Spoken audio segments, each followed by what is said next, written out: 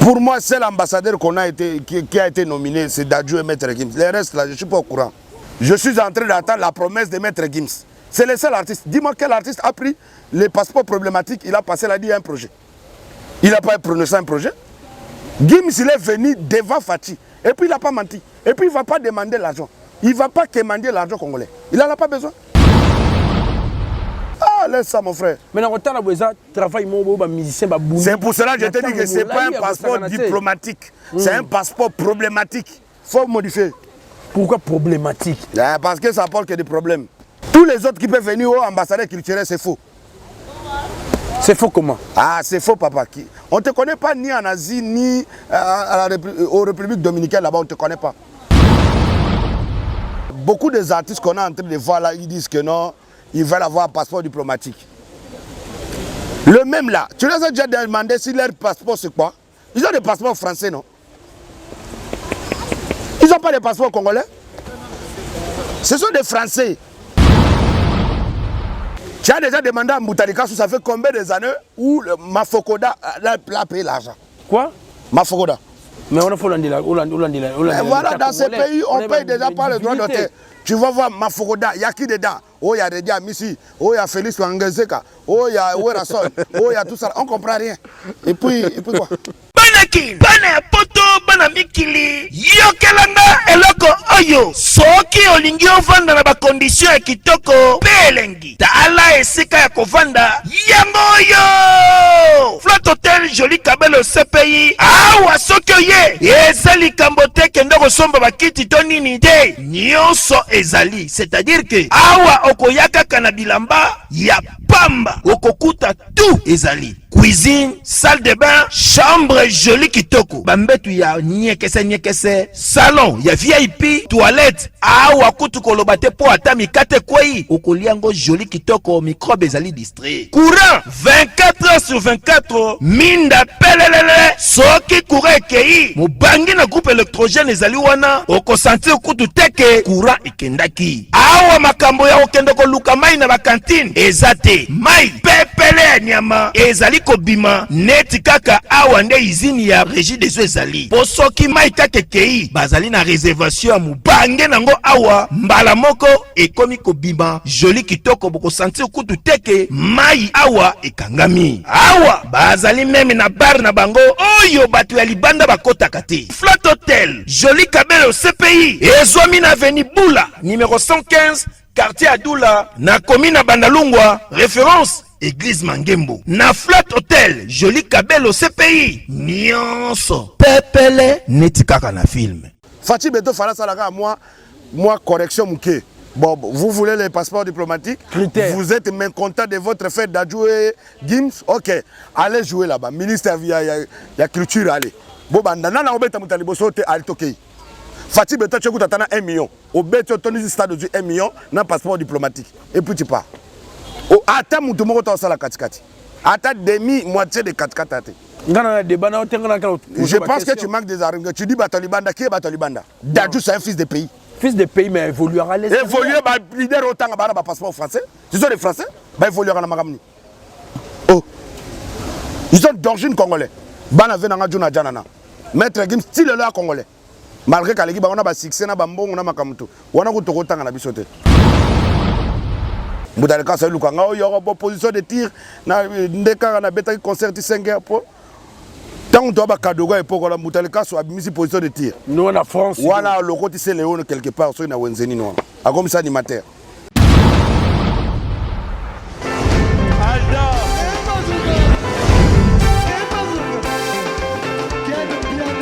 Personne m'a conduit, le monde est bien. Ailleurs, il y a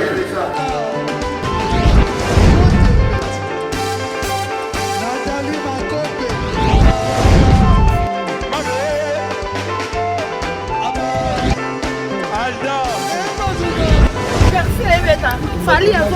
On va te là qui a un mot donc malambré qui me dit.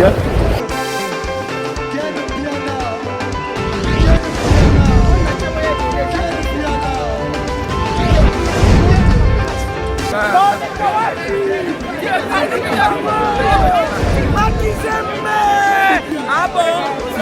J'ai des lignes mon conduit. This is London. London in Paris. This is London City.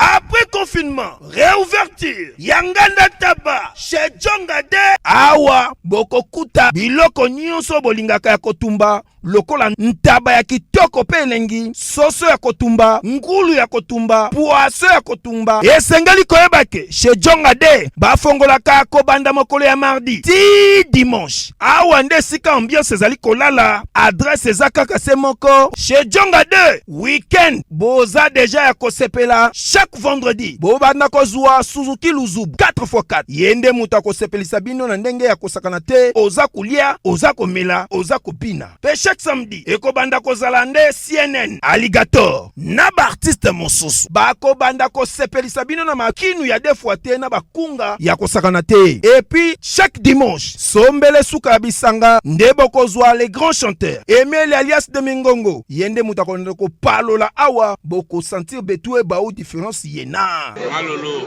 Oui, frère. Babi Djonga. Futur. Hein? Nous t'avons reçu la 50 boîtes. La Katakine, c'est Djongaske. Soki olingo sala ba réservation, obengi na ba numéro oyo pe ba ko servir yo joli kitoko. Chez Djongade, yango nde moboko ya ambiance na kati ya Paris. C'est naturel, soit. Voilà, bonjour, bonsoir à tout le monde qui nous suit à ce net moment. Ça n'est pas de l'heure à laquelle que vous allez recevoir cette belle vidéo qui est présentée par le vôtre Valdi Tamboué. En tout cas, Bana Poto, Bana Mokilmoma, merci pour votre patience, confiance qui est souvent justifiée par cette disponibilité de nous suivre. Nango, ce charme vidéo, à la canal la mino préféré, film news. En tout cas, Bana Poto, Tikarana salué, notre maman Lisette Lokange, il faut que moi Sinzambe, oh vraiment, Zali bon, abonné, chéri, Azang, ça raté vraiment, Narota la biso, on a film, pour capable client sur un restaurant business class, qu'on n'a pas à boss Placide et bien na Molenbeek na Bruxelles na baoba sanga na rabongo pa maréchal Souveillé ça na Dallas na restaurant Yolezo bana poto après avoir ça ba tourna ba parcours na ville province de Kinshasa les na kutena bino en tout cas Yorobo Swag avec lui nous allons peindre les tableaux de la situation concernant Maïnio c'est le mon internet Tikarana saluer pour commencer notre communication. Bonjour Yoro. Salut mon frère. Comment vous allez? Ouais, ça va. Et toi, ça va? Oui, impeccable. Après Zanzibar, Kinshasa, habité. Moi, je ne connais pas Zanzibar. Ça, c'est Mboutaleka qui m'a envoyé là-bas. Moi, je ne connais pas là-bas. Oh, vous avez une invitation de... Ils m'ont invité à Zanzibar. Je suis arrivé. À partir de l'aéroport, j'appelle Mboutaleka qui m'avait envoyé là-bas. Il ne répond pas. J'ai dit au chauffeur, on rentre. Comment tu es parti en jet? Ouais. C'est bon, donc j'ai vu seulement Zanzibar à l'aéroport comme ça. C'était pour quelle occasion? Non! Tu sais que moi, aujourd'hui, vous savez, moi, j'ai côté... Je suis, dans ma vie, j'ai connu beaucoup de pères adoptifs. Tu vois? Donc j'ai des familles à Nairobi, à Zanzibar, partout, en Afrique du Sud, donc, partout là-bas, je gère. Mais c'est Mboutaleka qui m'a dit non, j'avais croisé tout ça là, tu sais, à Zanzibar à ce moment, les Fondens est en train de cartonner là-bas, on te cherche. Mais le nom qu'il m'a donné, les messieurs en personne, les numéros ne passaient pas. Heureusement que j'étais parti en jet. Si j'étais parti avec des avions normaux, comment j'allais faire? Donc je n'ai pas traîné. Heureusement que Fatih m'a dit non, reviens vite un peu parce qu'il y a des problèmes, des histoires de passeport comme ça. C'est pour ça que je suis rentré. Sinon, qu'est-ce que j'ai foutre à Zanzibar? Et puis il faut dire à Mboutaleka que ce soit la dernière fois. Hein. Il ne peut plus m'appeler, il me dit seulement, oh on te cherche là-bas et puis je pars. Heureusement que j'étais parti en jet. Voilà. Tu ne connaissais pas l'occasion? Je n'ai pas besoin de connaître, ça m'a énervé. J'ai gaspillé mon temps. Désolé pour ce ouf. Yorobo Swag, parlons maintenant de l'actualité avec l'histoire où tu as évoqué tout à l'heure, il y a ma passeport diplomatique. Mais habité, avantage aux il faut commencer d'abord à parler Yorobo. On t'a pas revu depuis le mois de décembre jusqu'à aujourd'hui. Je suis rentré. J'ai fait beaucoup de tournées. Hein? Mais comment? Mais j'avais déjà dit. Aujourd'hui, c'est un faux débat. On ne peut plus parler des passeports problématiques. Pourquoi problématique? Parce que c'est un passeport problématique. Un passeport qui cherche qu'il y ait des problèmes. Mais s'il n'y a pas eu de problème, on va parler de quoi? Et on va parler de quoi? Pour moi, c'est l'ambassadeur qui a été nominé, c'est Dadjou et Maître Gims. Les restes là, je ne suis pas au courant. Je suis pas au courant qui encore. Mais il y a Kofi Olomide, ton grand frère. Je suis pas au courant. Qui est aussi aligné au rang des ambassadeurs. Fachi Beto a donné un artiste, il m'a dit, Yorobo, le passeport de cet artiste-là, c'est comme tous les artistes. Parce que quand vous prenez un passeport, dedans on va écrire quoi? Là on écrit libéral, artiste, commerçant, on peut écrire quoi? Ah, professeur. Quand vous êtes artiste, on va dire ambassadeur culturel. Est-ce qu'on peut être, on peut écrire passeport diplomatique artiste? Non, on écrit passeport. Quand on dit diplomate, ça veut dire que c'est la diplomatie. Oui, oui. Voilà, donc qui veut dire que le passeport n'a plus d'impact. C'est un faux débat. Tout le monde aura ça.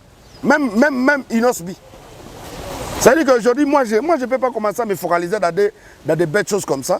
On a vu combien beaucoup d'autorités comme ça, avec leurs passeports diplomatiques, ils sont fait coffrer à l'aéroport. Ils ne peuvent pas prendre l'avion. Et puis ça change quoi? Dans 5 ans, là, ça va finir. Vous n'avez pas besoin. On a des choses où ça nous énerve en ce moment. IGF doit arrêter les gens. Vous n'arrêtez pas les gens. Les gens votent beaucoup d'argent de ce pays. Vous passez vos distractions dans l'histoire des passeports diplomatiques. Je n'ai pas le temps. Mais Robert, je suis en train d'attendre la promesse de Maître Gims. C'est le seul artiste. Dis-moi quel artiste a pris les passeports problématiques. Il a passé la dit un projet. Il n'a pas prononcé un projet. Gims, il est venu devant Fachi. Et puis il n'a pas menti. Et puis il ne va pas demander l'argent. Il ne va pas quémander l'argent congolais. Il n'en a pas besoin. L'importance d'avoir un passeport diplomatique. L'importance d'avoir un passeport diplomatique, c'est pourquoi? Pour se montrer que je ne peux pas me mélanger avec les gens. On est tous congolais. Même si tu passes dans les spéciales, genre que on ne peut pas te toucher, on va te voir passer là-bas parce que tu es spécial. Spécial à quoi? Tu manges pondou, tu manges madessou, tu dors, tu te réveilles, tu habites à ma campagne. Si on te laisse des priorités, pourquoi? Tu ne vas pas mourir. Ah, laisse ça, mon frère. Maintenant, on a besoin de travail, musicien. C'est pour cela que je te dis que ce n'est pas un passeport diplomatique. C'est un passeport problématique. Il faut modifier. Pourquoi problématique? Parce que ça apporte que des problèmes. C'est que vous êtes d'accord, non, on a vu nous tous que le président avait reçu Maître Gims et Dadju. Voilà. On a choisi des personnes pour gérer tous les Congolais, les artistes congolais. Où est le mal? Donc on attaque Gims et Dadju. Tous les autres qui peuvent venir au ambassadeur culturel, c'est faux. C'est faux comment? Ah, c'est faux, papa. On ne te connaît pas ni en Asie, ni aux Républiques dominicaines, là-bas, on ne te connaît pas. Yorobo Swag, toi qui m'as mais pardon vraiment. Mon tour à Kofi Olomide ou à personne Moussala Mounel na Katia Mboka surtout la musique. Papa, moi je t'ai dit que oui, tu m'as reçu. Moi quand tu me reçois, fais comme si tu reçois Davido. Davido, le Nigérien. Ah voilà. Ouais. Donc quand tu me reçois comme si tu reçois des Wizkid. Donc commence à me parler, Yorobo, tu as fait trop de concerts. On a vu que tu étais avec Roga Roga à Abidjan. Vous avez joué à Abidjan en décembre. Oui, on peut parler de choses. Tu me passeport problématique, j'en ai pas besoin. Est-ce que j'ai un problème de voyage? Ça sert à quoi? Aujourd'hui, sur ligne, passeport le plus problématique, passeport le plus, comment on peut dire, passeport le plus négligé du monde, c'est le passeport congolais. Ça peut impressionner personne. Vous avez nos privilèges, j'en ai pas besoin. Moi, j'ai envie de me frotter. J'ai envie de me... Quand il passe comme ça, je vois qu'on se colle pour décoller. Moi, je n'ai pas envie qu'on fait attention, Yorobo Swag est arrivé. Je n'ai pas besoin, moi je ne suis pas Fachi. Les seules personnes qu'on peut laisser comme ça, c'est Fachi. Tout ce qui reste là, ce sont que des employés de l'État.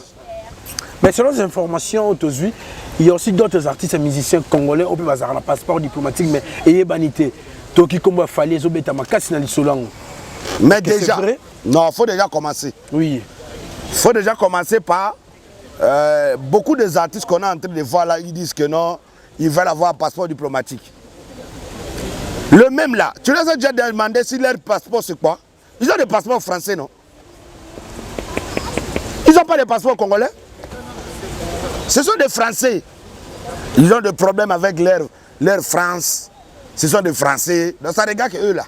Nous on est Congolais, nés grandis ici. On n'a pas besoin de se prendre la tête. On donne. On donne pas, j'ai pas le temps. Passeport problématique. Quel état moi est passé pour ça là? Si tu me dis que Yorobo, quelle est l'actualité du moment? Je suis revenu au pays pour voir Fachi comment il va faire le remaniement. Nous allons arriver, Yoro. Oui. Nous allons arriver. Parle-moi de remaniement, j'attends. C'est ça que j'attends. Deuxièmement, tous les gens qui ont volé l'argent, ils devaient être pendus. Voilà, tout ce que j'attends. S'il n'y a pas des exclusivités comme ça, qu'est-ce que je peux attendre encore? C'est comme si tu es contre la vie des chefs de l'État. Non, la vie des chefs de... Est-ce que c'est la vie des chefs de l'État? Vous êtes tellement des mendiants que vous avez quémandé passeport à un niveau où vous pensez que si on vous donne un passeport diplomatique, vous n'allez plus mourir. Qui a quémandé? Ah, mais Maître Gims et Dadju? Est-ce que le président est là pour la musique? Si le chef de l'État, par rapport à la reconnaissance, il vous donne son numéro, parce que vous êtes quand même une des légendes de ce pays, vous avez quand même connu le passé, etc. Oui. Mais après, à un moment donné, il faut respecter le président. Le président, ce n'est pas votre ami. Même si vous l'avez connu, il n'avait rien. Comprenez? On doit respecter le président. Actuellement, c'est lui le chef. Mais vous voulez impressionner tout le monde. Quelqu'un comme moi, on vous impressionne. Moi, je ne suis pas dedans. Moi, je sais que Fachi Beto, c'est tout. Tout ce qui vient après, il n'y a rien à voir. Après Fachi Beto, IGF. C'est tout ce que je soutiens dans ce pays. Anti-corruption. Oui, oui, oui. Oh, 50 millions allaient disparaître au ministère des Sports. Ramenez ça ici. Oh, là-bas, on allait faire comme ça. Dit, mettez ça ici. Moi, c'est ça que j'ai envie. C'est pas j'ai envie de voir des gens manger, les enfants, boire du champagne à gauche, à droite, comme si c'était l'air de l'air par là. Alors que ce n'est pas l'argent familial, ni héritage familial. C'est l'argent de l'État. Donc il faut laisser ça. Mais tant qu'on a la corporation de la musique, c'est un musicien Ibimbongo, pour IGF hollandais là. Non, est-ce que tu as déjà demandé à Moutarika ça fait combien des années où Mafokoda a payé l'argent? Quoi? Mafokoda. Mafokoda, votre truc là qui gère les droits d'auteur. Mais on a fait Hollandais là. Voilà, dans ces pays, on paye déjà pas les droits d'auteur. Tu vas voir Mafokoda, il y a qui dedans? Oh, il y a Redia Missi, oh, il y a Félix Wangezeka, oh, il y a Werasol, oh, il y a tout ça. On ne comprend rien. Et puis quoi? Yo, en tout cas. Donc il y a seulement bande des individus comme ça qui encampent comme si ça les appartenait. Alors qu'on est tous des artistes. Hein? Donc si tu fais ton morceau, ça cartonne. Tu dois être rémunéré à la fin. Moi, j'ai fait plus de 15 tubes dans ces pays. Zonga Sima, Mibale, Maboudia Sima, Paka Djouma, plein de sons. Quand nous allons dans les fêtes, même dans les fêtes des autorités, là, c'est la musique de qui joue. Les enfants ne connaissent pas Chamoukwale, Ndombolo, ils ne connaissent pas. Et ils dansent toujours. Ça, c'est les mots. Non, je vais être contre un individu. Pourquoi? Moi, je suis contre des antivaleurs. Tout entier, pas seulement un. Antivaleurs, on est banani. Des voleurs de l'État, des bougnoules en cravate, des voleurs en costume. Ben voilà. Pour culture dans cette émergence mouké. Biden yo ko pesa mouké. Biden a ko pesa wana pena na zongi na lingala. Mututu o mi Monique lelo yende patron ya musique yende aza leader ya mboka oyo betaka na stade Kamanyola. O fele tondi sa total. Soko tondi si tondimio. Esili to loba sute. Stade ngona ba déplacer. Banda yo botama. Stade déplacer tezaka wala. Eh ba tumusu ba on prouver pe lelo te. Ba prouver lelo te stade zawana. Ah. Fachi Beto fala salaka moi correction mouké. Bon, vous voulez les passeports diplomatiques? Critère. Vous êtes mécontent de votre fait d'adjouer Gims? Ok, allez jouer là-bas. Ministère il y a culture, allez. Bon, bandana na obeta mutalibo sote al tokei. Fachi Beto tu écoutes 1 million. Obeta toni stade de 1 million na passeport diplomatique. Et puis tu pars. Ata mutu moko to sala katikati. Ata demi moitié de katikati. Yorbo, la charité bien ordonnée commence par soi-même. Bon, moi, parce que tu manques des arguments. Je pense que tu manques des arguments. Tu dis Batalibanda, qui est Batalibanda? Dadju, c'est un fils de pays.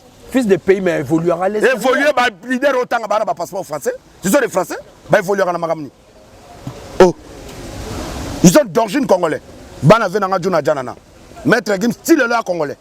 Malgré qu'à on a un succès, on a un bon, on a un kamuto. On a un temps à la bisote. Arrêtez de Pierre! Yokelanga Eloko Oyo. Restaurant business class VIP Bruxelles. Yeah! Restaurant business class VIP. Yeah! Ouais, c'est une cuisine spécialisée dans ndenge ya mukiete lokola. Cuisine spécialisée congolaise. pe africaine. Awa soki okoti biloko tu ya mboka okoliango joli kitoko. O makayabu, kwanga, mbinzo, ndakala okoliango joli kitoko awa bilubutu elamba maka awa. Bongo biloko ya kotumba lokola soso, ntaba, mbisi awe tumba maka joli kitoko na niveau ya kosakana te olie ozamo bimba. Na restaurant business class VIP na Bruxelles bazali pe na mobange na salle oyo ba organizaka ba activité ya ndenge na ndenge lokola ba soirée, ba anniversaire, mariage, conférence pe ba activité mosusu ekoki kosalema awa. Oso tuna ngai soki ezali wapi? Restaurant business class VIP na Bruxelles ezwami na adresse oyo 39 boulevard Jubilé Bruxelles 1080 métro Riboucourt l'une 2 P6 30 51 arrêt Jubilé. Awa na restaurant business class VIP na Bruxelles yangonde nzambe ya babilubu o Italie ba congolais pe ba africain. C'est naturel. Gardez bandi na yo toujours. Placide et Bio, le patron de business class. Bon, ce qu'on a liste, c'est là sur virgule, babaxi, badegona. Virgule à zate na minute ambassadeur quand on est comme moko, ezako la tant on vote qui Fati ba biso notre chef de l'État, muto a gagné 100 à commander pouvoir Fati Beto. Président de la République. N'est pas nommé Maître Gims, ambassadeur culturel. Il y a Rumba. Na basi kuna Rumba. Pourtant il y a culturel, boka bien te. Il y a Rumba. La rumba, ça qui moi débat bouquet, bah débat ni. Avec ta rumba. On a dit bah carrément pas les gars. Mais rumba, on ça on dit. On a dit c'est au contre. Bah vie bah carrément pas né bah les canards. Nazala na vie ni papa, bah on va na vie mon côté so carrément pas. Je mange pas les pains. Moi c'est les shawarma, les hamburgers. Tu veux manger? Si tu veux manger, je te donne ici. Pardon, Charles, s'il vous plaît, peut-être. Non, comprends pas. Il fait chaud dans ces pays. Hein. En tout cas, c'est dans la poule. Chef, il faut signaler là-bas. On m'amène une bouteille d'eau, s'il te plaît. Allez, papa, mon choix. Signalez là-bas. Signalez, serveur. Il y aura aux évoluer. Ah, toi, la Pullman. Toi, la Vandaka, et rappelle-la, tant que Toye, na 97, na Joseph Kabila, na James Kabarebe. Parce qu'on a vendu na Pullman à 6 mois. Bon, époque, on a gagné terre. Il y a un monde qui a un complexe à Moutouté. Vous avez privilégié dans ma Kadogo. Ils ont wengé maison mère. Sans caractère, ils sont yé, aïe na wengé après. Ndetso babi penana bando décortiquer batutu ba pemina Kabila lo ba yé. Na wana kutonga na kena yeba kete.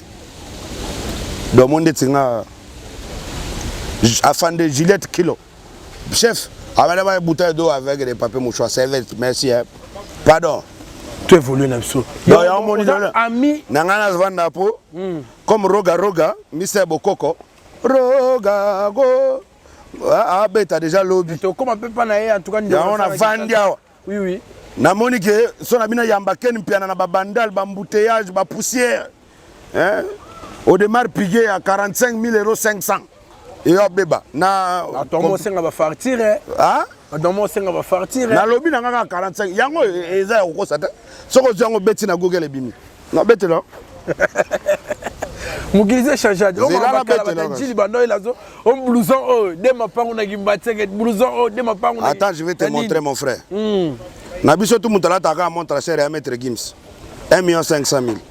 Au moins ba tubago sumba ba montre ba 150 000 ba Gims 1 500 000. Donc, tu as 45 500. Ndima. Non, tu as facture.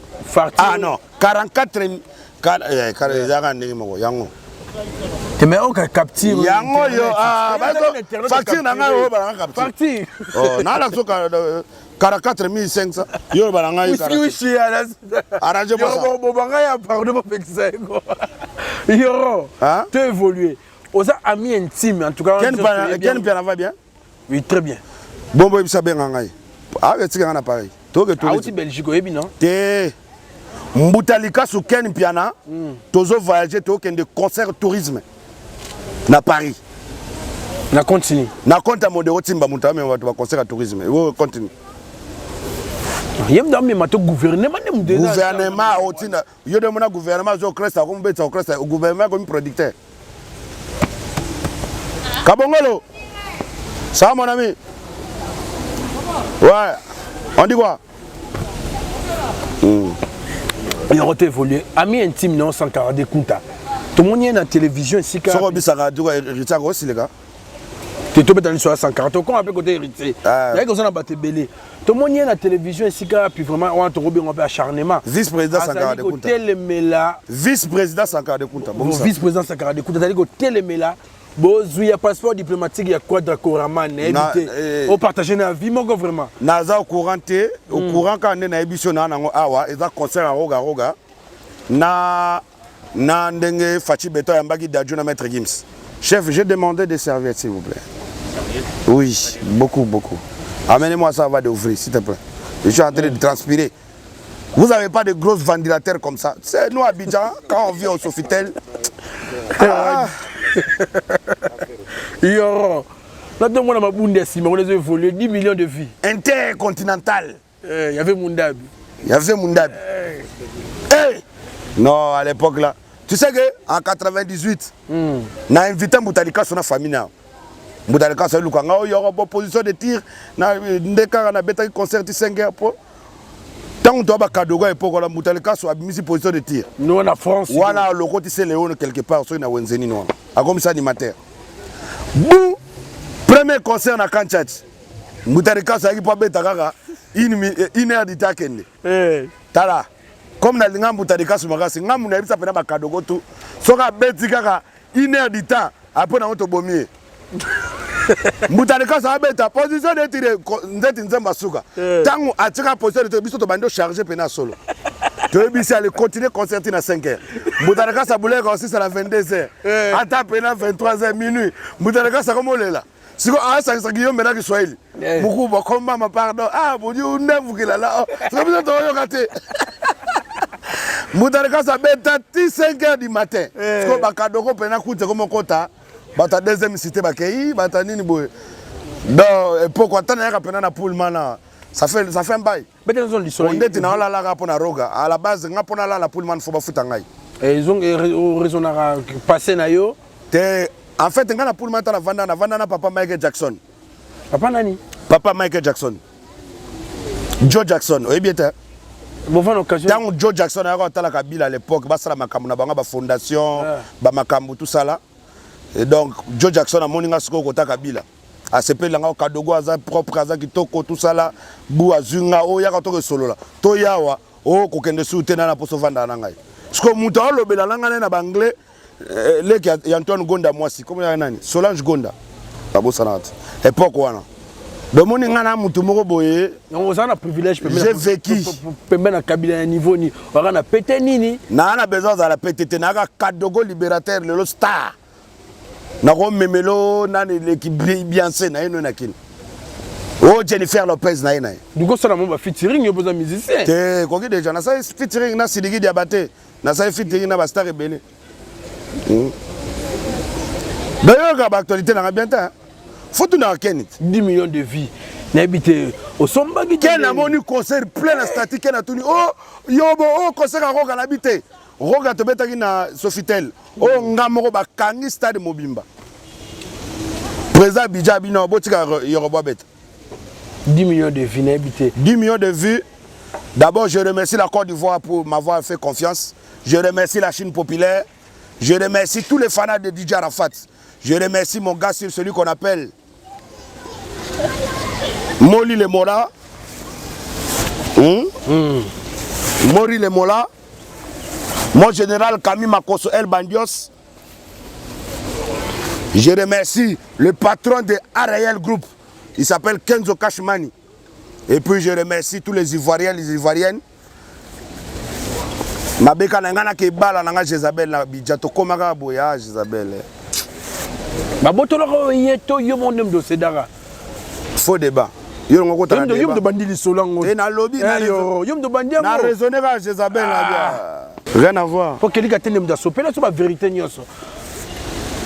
Ah ken tala ko da tunanga o ko mo beta keli ka ten na bité. A draguer nga na boye ko mba problème. Ko beta la né. Hein? Il faut une aide. Ah! Papa, bio mona makambo. Au moins journaliste mninga joye ça draguer yo. Moi ça draguer. Ya mobali a draguer. Ah, tika na yo. Wana ka zu azaki na Na Jezabel. Na Jezabel. La commissaire Jezabel Banda. Ah! Butarika sa yo radio yobo makamaso na bité. Ya lokuta mvutema familial.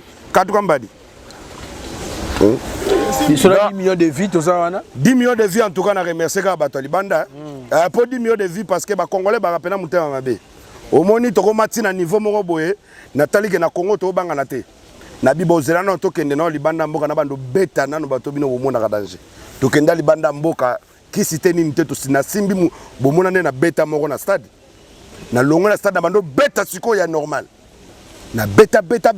Siko na ba ivoirien batalika ke ah yorobo oya ko yemba nani na tuni nabi à part Arafat nani boko bimiselanga na beta o te Serge Beno nabi bo pas de problème ba bimiselanga Serge Beno na beta Serge Beno kao yanga bo mone le fondendo ane kanyi somo mais na yoka lignée no za na ngoloba nani na beta ka mutu bate belé ba komango de beta bate belé o beta na tinani e belé papa Ozo chance kuta bana na sala nzembo la bile tangelanga na ngone a sala nzembo ata 5 millions de vies azo ba chance ke beta na bakan ah azo ba chance beta na bakan ah wala festival bile azo chance beta na kan kan eza na festival bilo bula kan andeni kan festival on comprend Abil c'est mon frère mais abeta kan festival ba mélanger bango belé bon ça la langage après chez Flore quand j'ai chez Flore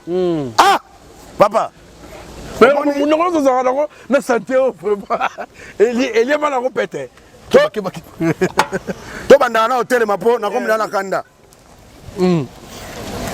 parce que ceux qui regardent na concert na ça te ngala yate si pourtant na solina fachi a ebisinga no yorobo est-ce que tu peux dire aux autres que bango tout bozo passeport nabi mes président mabeka ko sali falo pesa batutu omonto wana ba weranson ba star minene ba jibe piana omoni bango na bango ne so mutaleki muninga zate ko bulaka te ke oya leki oh non ils sont tous pareils donc fallait bango tout bazonzila moko ndeti omoni mukolo ba pesa roga passeport ponde moni maka monde bandi abo na ebi ke Brazzaville ba se préparer si ebi se bandaka donc Brazzaville ba se préparer ya roga ne na okatsa juste token de papa social mais les sola chez Flore on éclipse on mouké chez Flore bila benga ngai yorobo na ina sala scandale moko na milieu public na tune scandale ndeni o tena mona bino ka tana rotana ta chez Flore na ko sala kwa to bundi parce que ngana ko mo ngana ta mola na bagadi côté oyebi donc ngande na abona na makasi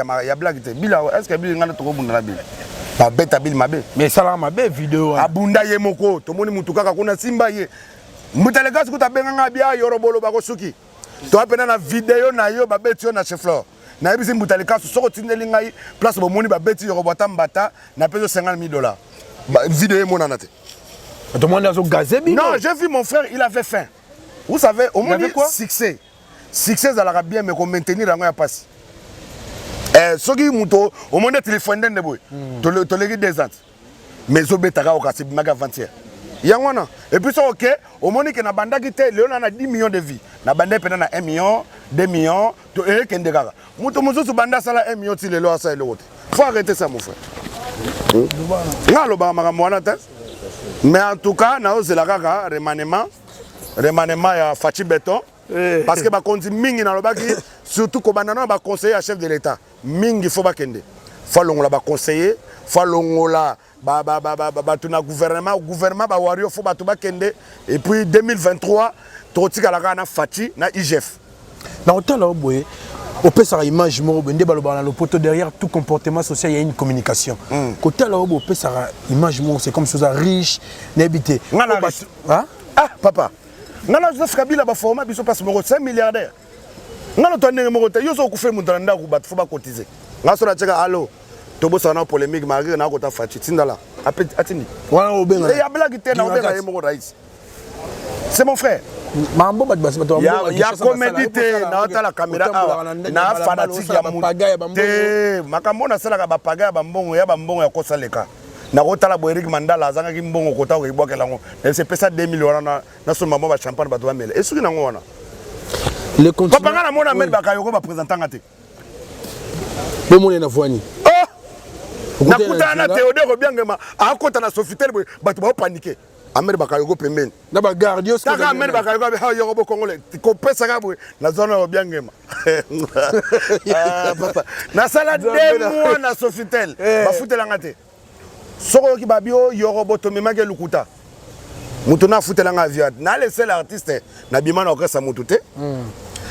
Tant on a yépé, na Joseph Kabila, toi na bakadogo, tant on l'aura Désiré Kabila, habite zonga banchik na zonga nchik. Premier kadogo zonga nchik ngai. Premier kadogo asa la fierté bakadogo abali bango mundele nga. Premier kadogo asa pena ke non, na revendre cet ambassadeur boye na Werason, ba omela ba anniversaire ya kadogo nga. Donc moni na robeta ba détail belete. Et puis premier kadogo na mboko oyo lelo a star, abeti pena na stade boye. Fachi betondem ache miko bato bayembi. Na mboka mpaya ngai. Donc, si j'ai envie de voyager, le bus de la na poto faut na Mongolia. So you pona poto ambassadeur tout ya ba union. Mais mo pena ok na poto ngo besoin to mona ki na internet. Na kanda so ni roga ke malia tiki ngai poto na kesani. Nga to na kanda po we nga me mayongo banda makite. Nga mo na tinda mapipo na poto 4 ans atanze momo ka bimisité. Loger nourri. Chaque mois ngo ke ngulu pa phénomène na forêt. Werason ken piana mona papier, maison mère. De Werason, invité spécial Yorobo Swag. On peut se moi ma B0. Non, on peut se donner avion na ngai, na repese marami. Tana solana Werana Raoul Minga bango bazala. Week-end qui chasse les beaucoup colisé par les lampadaires roga na habité. Week-end ça c'est moko week-end ya pas roga missile.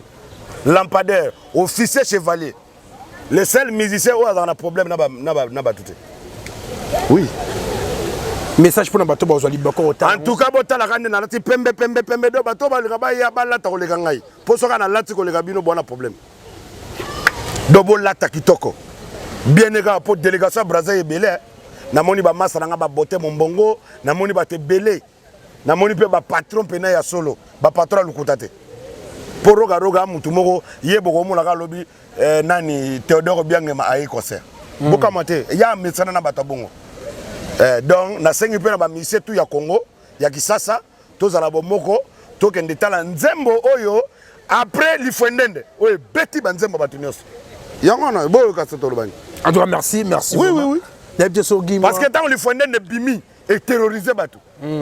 Ba challenge ba mindele, parce que tant boko ke yé Rogana qui ça makasi. Ba challenge na mon PC, c'est là mo lokot.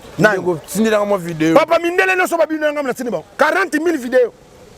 Na ebeli bango et puis yoka ba mboka ba Australie, Canada, Singapour, ba mboka ngamono na kenda te.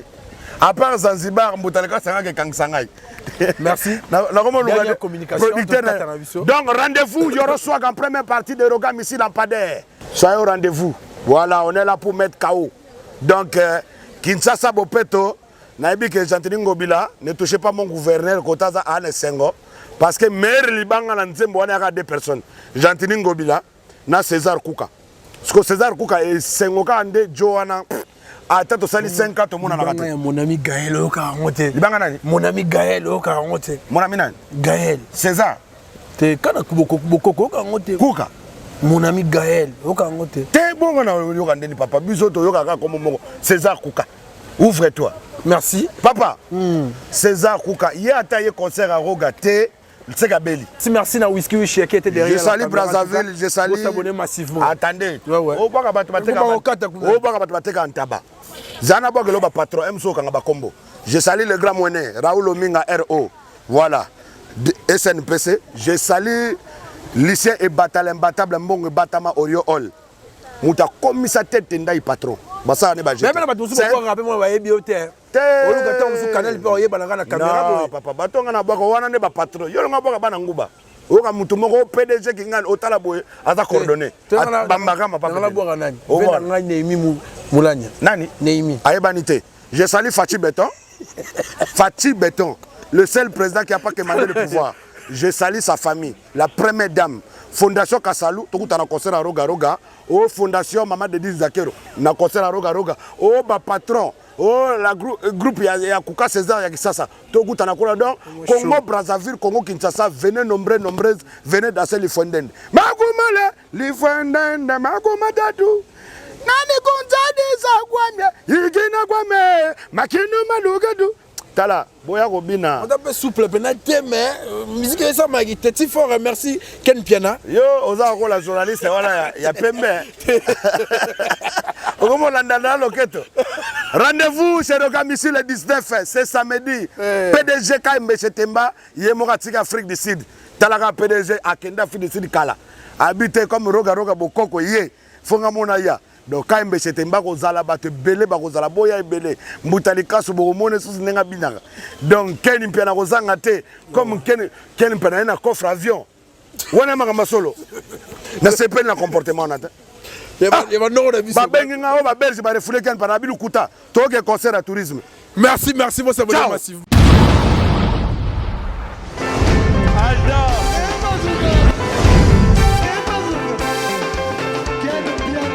Papson Mapungi, au Moni Ken Piana. Aïe, yo ya fait.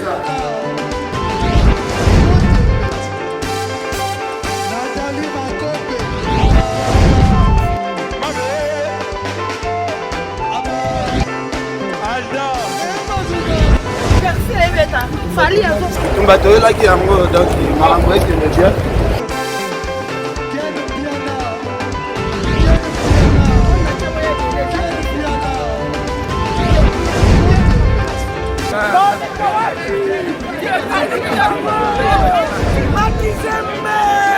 Ah bon?